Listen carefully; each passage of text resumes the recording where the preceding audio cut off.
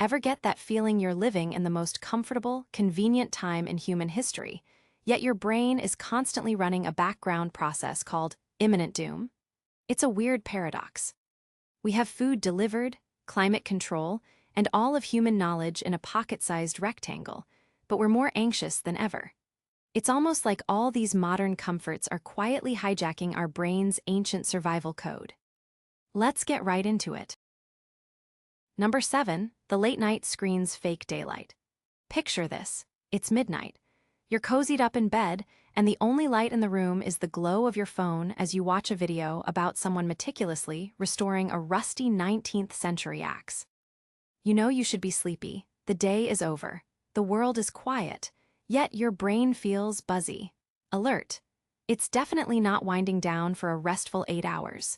You aren't fighting off a predator or hunting for your next meal, you're just watching metallurgy ASMR. So why does your nervous system think it's time to party?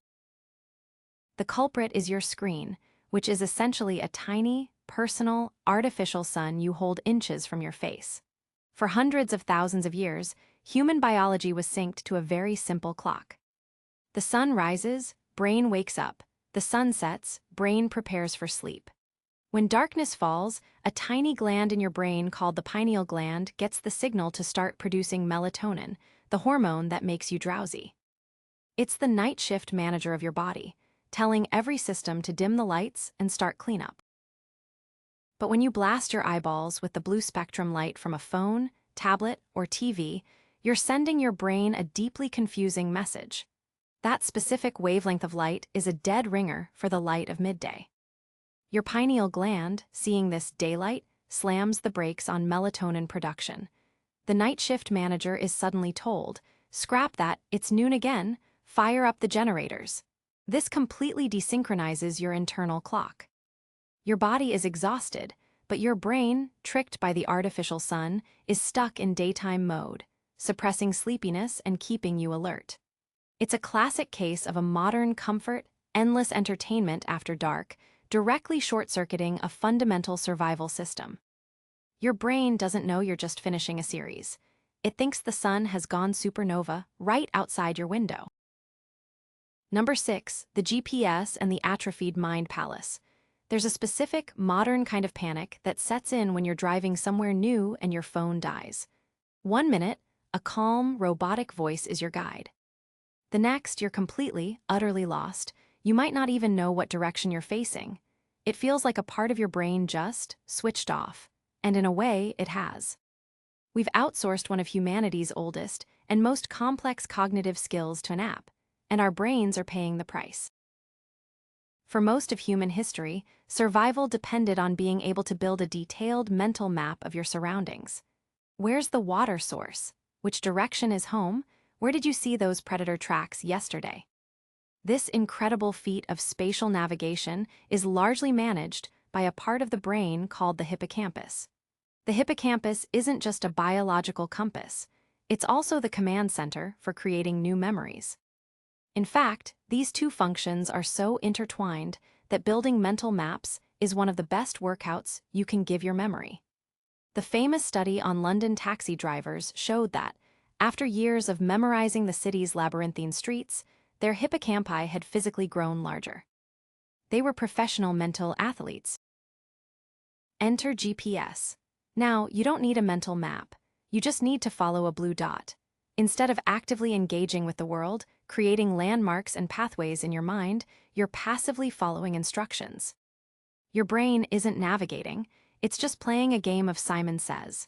The result is that the part of your brain responsible for this incredible skill goes dormant.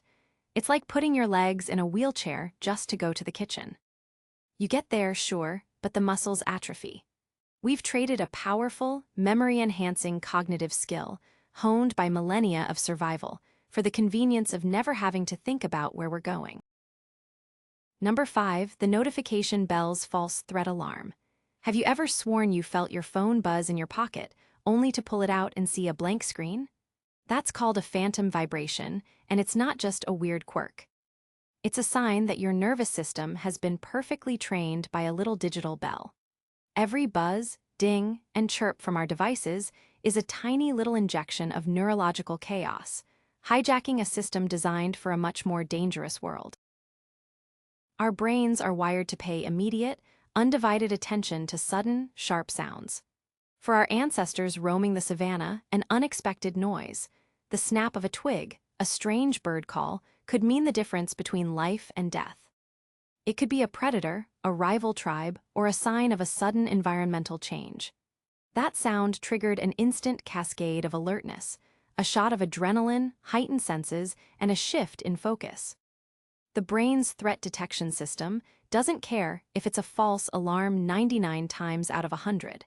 Its entire job is to make sure you're ready for the one time it's real. Now, fast forward to today. The snapping twig is the ding of a new email. The strange bird call is the swoosh of a direct message. Each notification, no matter how trivial, exploits that same ancient, deeply embedded threat detection circuit.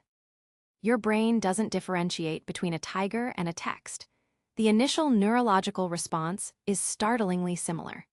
This keeps us in a perpetual state of low-grade alert, our focus constantly shattered by meaningless interruptions that our primitive brain interprets as potential emergencies. This constant threat stimulation contributes to anxiety and a feeling of being overwhelmed, all because our survival code is treating a coupon from Domino's with the same gravity as a lurking saber-toothed cat. Number 4, the couch potato's energy conservation mode. Isn't it strange that you can spend 8 hours sitting in a comfy chair, staring at a screen, and end the day feeling completely and utterly drained? You haven't run a marathon. You haven't built a shelter. You've barely even moved. Yet you feel a deep, bone-weary exhaustion as if you've been through a major ordeal. This isn't just you being lazy. It's your ancient operating system misinterpreting your modern life as a sign of impending doom. For our ancestors, prolonged physical inactivity meant one of two things. Either you were hiding from a predator and needed to be dead silent, or, more likely, there was a famine. Resources were scarce, and the only way to survive was to conserve every possible calorie. The body's response was to enter a low-power mode.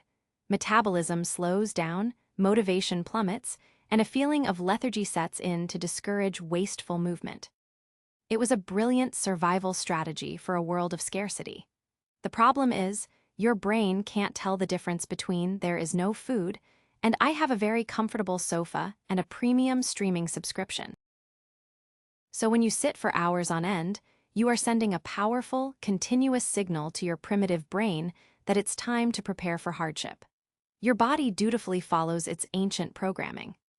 It begins to conserve energy by making you feel tired and unmotivated. That feeling of being stuck or mentally foggy after a long day of sitting isn't just in your head. It's a physiological response to a perceived crisis.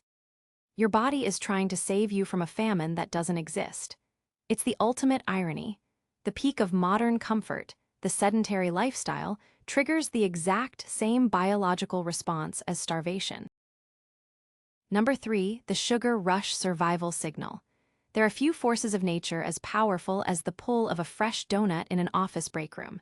It sits there, glistening, and your brain enters into a primal, single-minded state of desire. You might not even be hungry, but the craving feels less like a choice and more like a command from a higher power. That power is your own survival code, running a program that is now dangerously out of date. For the vast majority of human existence, calories were hard to come by, and sweet, energy-dense food was the absolute jackpot. Finding a patch of ripe berries or a dripping honeycomb was a rare and momentous occasion. To ensure we took full advantage of these windfalls, our brains evolved a powerful reward mechanism. When you ate something sugary, your brain released a flood of dopamine, the feel-good neurotransmitter, which did two things. It made you feel amazing, and it seared the experience into your memory, ensuring you would seek it out again. This system screamed, "This is a rare, life-saving resource. Consume all of it immediately before another creature finds it." Now walk into any modern grocery store. You are in a calorie theme park. Sugary, hyper-palatable foods aren't a rare find, they are lining every aisle. but your brain's software was never updated.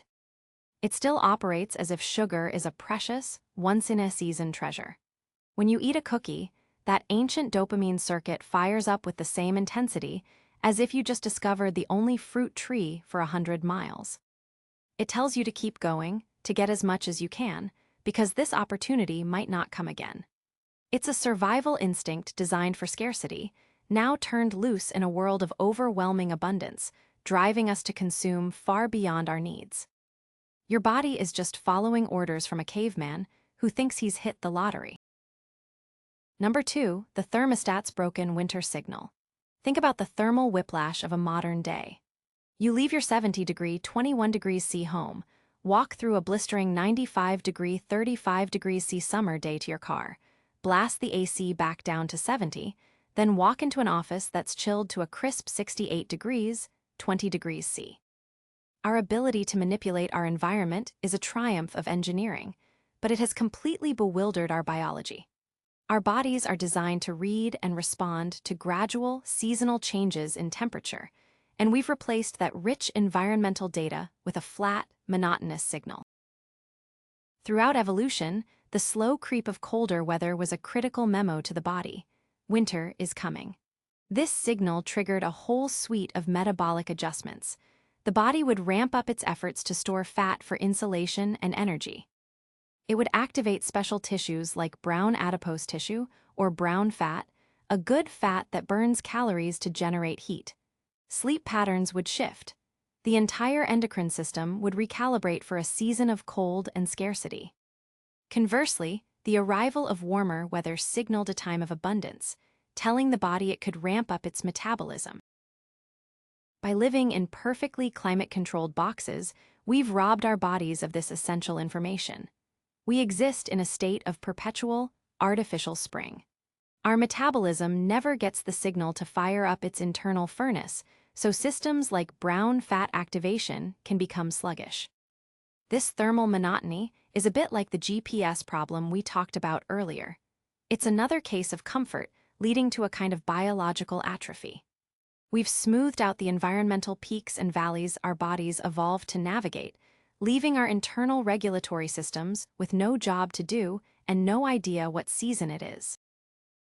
And finally, number 1, the Doomscroll dopamine loop. You open your phone with a noble purpose. Maybe you need to check the weather or reply to a single, important text. But then you see the app icon, a little red circle. A flicker of curiosity. You open it just for a second. You swipe down once. Then again. 45 minutes later, you emerge from a stupor, your thumb aching slightly, with a vague sense of anxiety and a head full of useless information about a celebrity's new haircut, a political argument, and a video of a cat falling off a shelf. What just happened? You just fell victim to one of the most powerful hijacks of all, the infinite scroll. This hypnotic behavior is a direct exploit of our brain's ancient foraging instinct. For our ancestors, survival depended on constantly scanning the environment for information. Every rustle in the bushes could be a predator or prey. Every new plant could be food or poison. Every bit of social information about the tribe was critical. To encourage this constant seeking, the brain evolved to release a small hit of dopamine not when you found the reward, but in anticipation of it. It's the thrill of the hunt, the feeling that the next berry bush, just over the ridge, might be the one. This is what kept our ancestors searching. The infinite scroll is a digital foraging environment on steroids. Every swipe of the thumb is like looking under a new rock. It might reveal something threatening, doom-scrolling through bad news, something rewarding, a funny meme, or something socially valuable, gossip. The feed is unpredictable, which makes it addictive. Your brain's ancient foraging loop gets locked in a cycle. The anticipation of the next post keeps the dopamine flowing, compelling you to swipe just one more time. It's a bit like the false threat alarm from notifications, but instead of just listening for danger, you're actively rummaging through it. The comfort of infinite content has created a system where we relentlessly forage for digital information, only to find that the berries are made of pixels and the nutrition we get is a profound sense of unease. That's all for today. I'll be making similar videos in the future. Subscribe to see them.